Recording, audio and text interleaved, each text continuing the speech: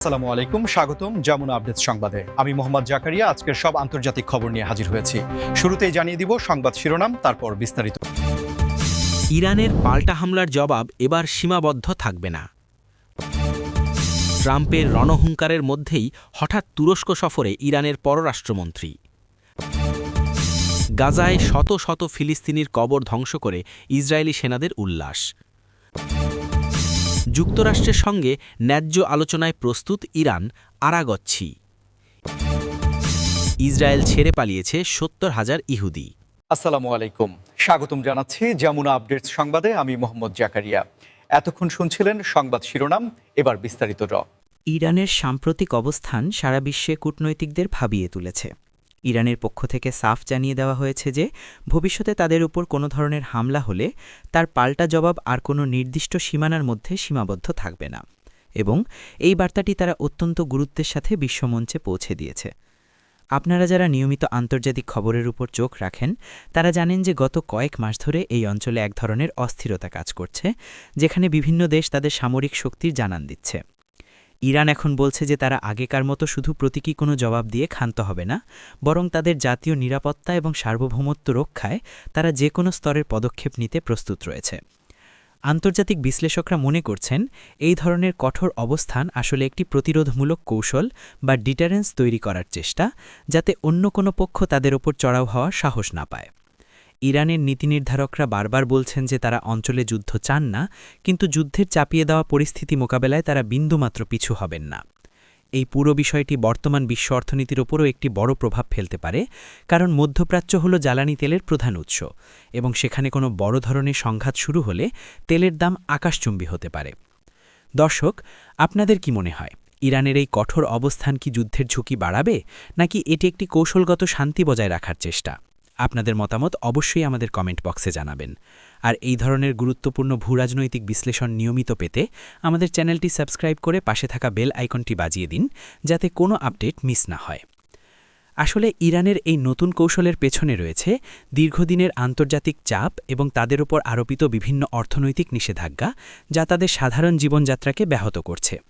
তারা এখন বিশ্বকে দেখাতে চায় যে তারা শুধু রক্ষণাত্মক নয়, বরং প্রয়োজনে আক্রমণাত্মক হওয়ার সক্ষমতাও রাখে। এই পরিস্থিতিতে প্রতিটি শক্তিশালী রাষ্ট্র অত্যন্ত সতর্কতার সাথে পা ফেলছে, কারণ সামান্য একটি ভুল সিদ্ধান্ত পুরো বিশ্বের জন্য বিপর্যয় নিয়ে আসতে পারে।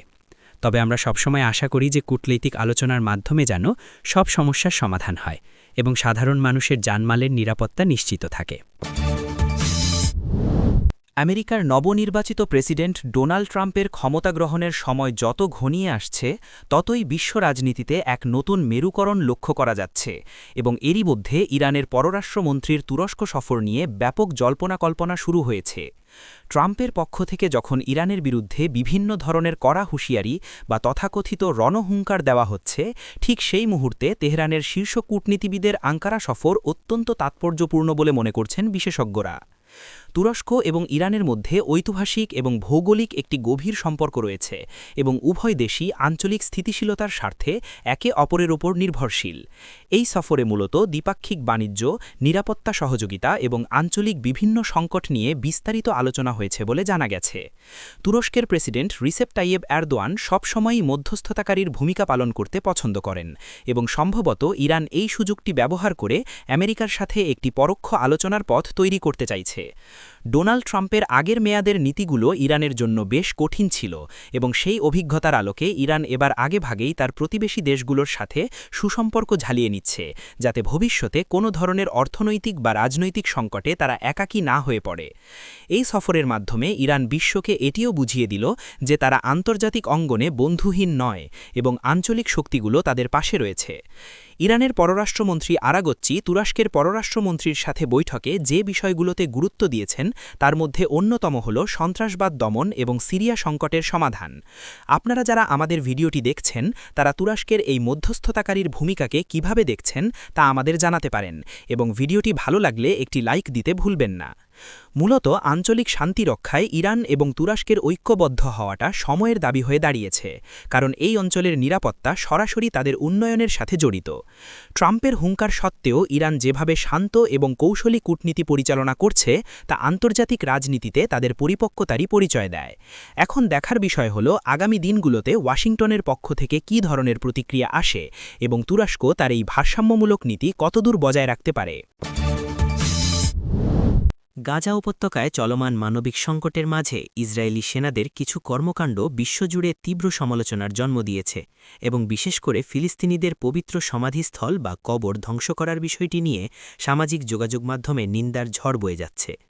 মানবাধিকার সংস্থাগুলোর দেওয়া তথ্য অনুযায়ী গাজার বিভিন্ন এলাকায় শত শত কবর বুলডোজার দিয়ে গুড়িয়ে দেওয়া হয়েছে এবং এর পাশাপাশি কিছু ভিডিওতে দেখা গেছে ইসরায়েলি সেনারা এই ধ্বংসযজ্ঞের মাঝে আনন্দ বা উল্লাস প্রকাশ করছে, যা সাধারণ মানুষের অনুভূতিতে গভীর আঘাত এনেছে। আন্তর্জাতিক আইন অনুযায়ী যে কোনো যুদ্ধ পরিস্থিতিতে মৃতদেহের মর্যাদা এবং সমাধিস্থলের নিরাপত্তা রক্ষা করা বাধ্যতামূলক, কিন্তু গাজায় এই আইনের চরম লঙ্ঘন হচ্ছে বলে অভিযোগ উঠছে। এই কবরগুলো ধ্বংস করার পেছনে ইসরায়েলি বাহিনীর পক্ষ থেকে নিরাপত্তার অজুহাত দেওয়া হলেও নিরপেক্ষ পর্যবেক্ষকরা বলছেন এটি মূলত একটি জাতির সাংস্কৃতিক ও আবেগীয় ভিত্তি নষ্ট করার প্রয়াস। ফিলিস্তিনি পরিবারগুলো তাদের প্রিয়জনদের শেষ চিহ্নটুকু হারিয়ে চরম শোকাতুর হয়ে পড়েছে এবং এই ঘটনাটি আন্তর্জাতিক বিচারালয়ে ইসরায়েলের বিরুদ্ধে চলমান মামলায় একটি গুরুত্বপূর্ণ প্রমাণ হিসেবে কাজ করতে পারে। যুদ্ধের ময়দানে সামরিক শক্তির লড়াই স্বাভাবিক বিষয় হলেও সাধারণ মানুষের আবেগ এবং ধর্মীয় অনুভূতির ওপর আঘাত করা কোনোভাবেই গ্রহণযোগ্য নয় বলে মনে করছেন সচেতন নাগরিক সমাজ। অনেক মানবাধিকার কর্মী বলছেন যে এই ধরনের কর্মকাণ্ড কেবল ঘৃণা এবং প্রতিহিংসাই বাড়িয়ে তোলে, যা দীর্ঘমেয়াদে কোনো শান্তি বয়ে আনতে পারে না। আমাদের এই প্রতিবেদনটি যারা দেখছেন তাদের কাছে প্রশ্ন, যুদ্ধের সময় ধর্মীয় স্থাপনা বা কবরস্থানের ওপর এই ধরনের আঘাতকে আপনারা কিভাবে দেখছেন? আপনাদের সুচিন্তিত মতামত আমাদের জন্য অত্যন্ত মূল্যবান, তাই অবশ্যই কমেন্ট করবেন। বিশ্বজুড়ে বিভিন্ন দেশ এবং আন্তর্জাতিক সংস্থাগুলো এই ঘটনার তীব্র প্রতিবাদ জানালেও বাস্তবে গাজার পরিস্থিতির কোনো উন্নতি হচ্ছে না এবং সাধারণ মানুষের ভোগান্তি দিন দিন বাড়ছেই। আমরা কেবল আশা করতে পারি যে আন্তর্জাতিক সম্প্রদায় এসব অমানবিক কাজ বন্ধে আরও কার্যকর ভূমিকা পালন করবে এবং গাজায় স্থায়ী শান্তি প্রতিষ্ঠার জন্য প্রয়োজনীয় পদক্ষেপ গ্রহণ করবে। ইরানের পররাষ্ট্রমন্ত্রী আব্বাস আরাগঝি সম্প্রতি একটি বড় ধরনের ঘোষণা দিয়েছেন, যা বিশ্ব রাজনীতিতে আলোচনার কেন্দ্রবিন্দুতে পরিণত হয়েছে, এবং সেটি হল ইরানের পক্ষ থেকে যুক্তরাষ্ট্রের সাথে ন্যায্য আলোচনার জন্য প্রস্তুত থাকা। দীর্ঘদিন ধরে ইরান এবং আমেরিকার মধ্যে যে আস্থার সংকট বিরাজ করছে তা দূর করার জন্য তেহরান এখন একটি ইতিবাচক ইঙ্গিত দিচ্ছে। তবে তারা বারবার একটি শর্ত জুড়ে দিচ্ছে যে এই আলোচনা হতে হবে পারস্পরিক শ্রদ্ধার ভিত্তিতে এবং সম্পূর্ণ ন্যায়সঙ্গত উপায়ে। আরাগঝি স্পষ্ট করেছেন যে ইরান কোনো প্রকার চাপের মুখে নতি স্বীকার করবে না, কিন্তু যদি আমেরিকা তাদের ন্যায্য দাবিগুলো মেনে নেয় এবং আগে করা চুক্তিগুলোর প্রতি সম্মান প্রদর্শন করে, তবে তারা আলোচনার টেবিলে বসতে রাজি। বিশেষ করে পরমাণু চুক্তি এবং ইরানের ওপর থেকে অর্থনৈতিক নিষেধাজ্ঞা প্রত্যাহারের বিষয়টি এই আলোচনার প্রধান শর্ত হিসেবে কাজ করবে। ইরানের অর্থনীতি বর্তমানে একটি কঠিন সময় পার করছে এবং নিষেধাজ্ঞার কারণে সাধারণ মানুষের জীবনযাত্রায় বড় ধরনের প্রভাব পড়ছে। তাই তারা চায় একটি স্থায়ী সমাধান যা তাদের দেশের উন্নয়নকে ত্বরান্বিত করবে। অন্যদিকে আমেরিকার নতুন প্রশাসন বা বর্তমান প্রশাসনের পক্ষ থেকে এই প্রস্তাবের বিপরীতে কী প্রতিক্রিয়া আসে সেটি এখন দেখার বিষয়, কারণ ডোনাল্ড ট্রাম্পের আগের নীতিগুলো ছিল ইরানের ওপর সর্বোচ্চ চাপ প্রয়োগ করার।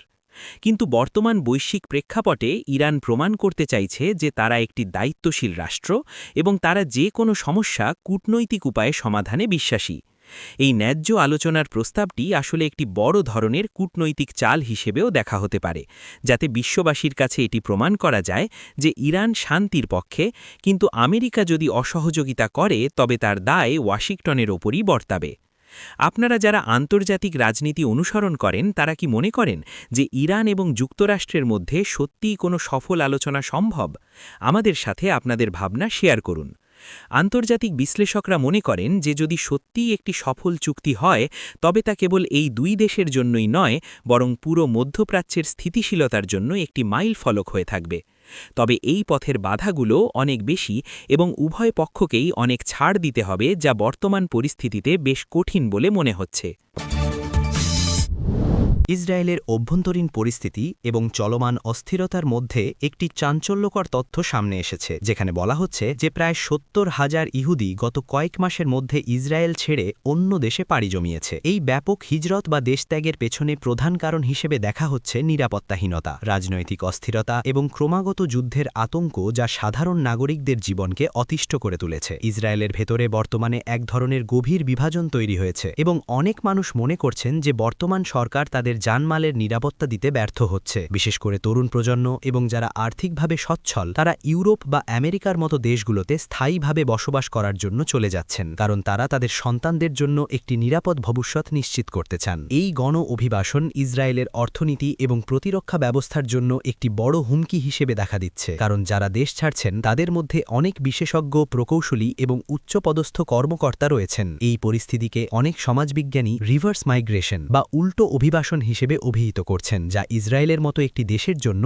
অত্যন্ত বিরল ঘটনা। এর আগে সব সময় দেখা গেছে সারা বিশ্বের ইহুদিরা ইসরায়েলে বসতি স্থাপন করতে আসে, কিন্তু এখন পরিস্থিতি পুরো উল্টো দিকে মোড় নিয়েছে। দ্রব্যমূল্যের ঊর্ধ্বগতি এবং আবাসন সংকটও এই দেশত্যাগের পেছনে অন্যতম কারণ হিসেবে কাজ করছে বলে জানা গেছে। সরকার এই পরিস্থিতি সামাল দেওয়ার চেষ্টা করলেও জনগণের মধ্যে যে আস্থার সংকট তৈরি হয়েছে তা কাটিয়ে ওঠা বেশ কঠিন বলে মনে হচ্ছে। আপনারা যারা এই ভিডিওটি দেখছেন তাদের কাছে আমাদের প্রশ্ন, একটি দেশের নাগরিকরা যখন দলে দলে দেশ ছাড়ে তখন সেই রাষ্ট্রের ভবিষ্যৎ কি হতে পারে বলে আপনারা মনে করেন? আপনাদের মূল্যবান কমেন্ট আমাদের উৎসাহ যোগায়। পুরো মধ্যপ্রাচ্যের এই অস্থিতিশীল পরিবেশ কেবল একটি নির্দিষ্ট দেশের জন্য নয়, বরং পুরো অঞ্চলের মানুষের জন্য এক অনিশ্চিত ভবিষ্যৎ তৈরি করছে। আমরা আশা করি দ্রুত এই পরিস্থিতির উন্নতি হবে এবং সাধারণ মানুষ আবার তাদের স্বাভাবিক জীবনে ফিরে যেতে পারবে।